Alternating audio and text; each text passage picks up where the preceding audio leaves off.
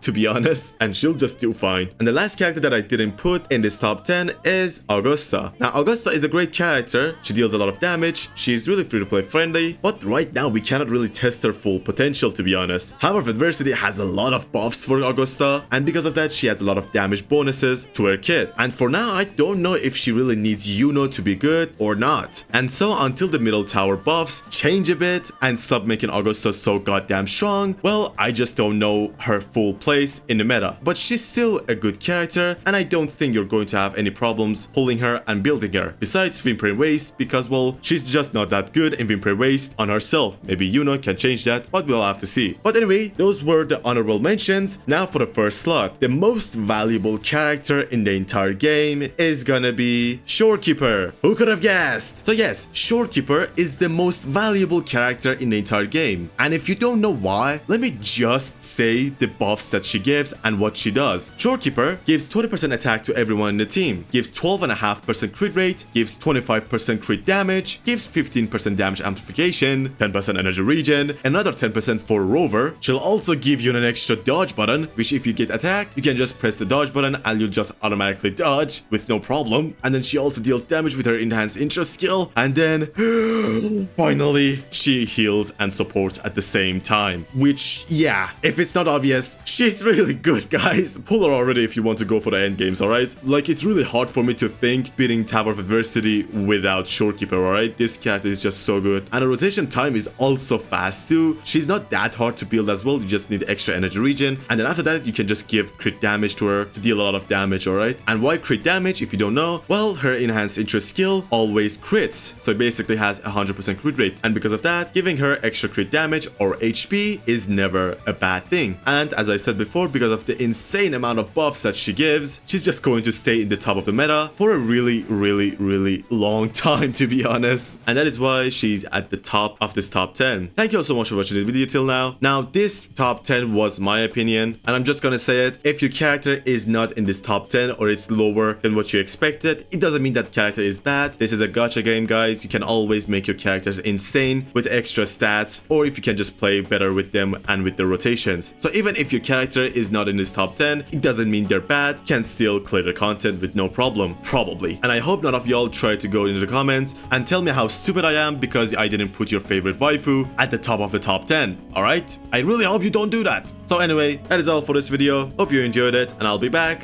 for another video. Bye bye.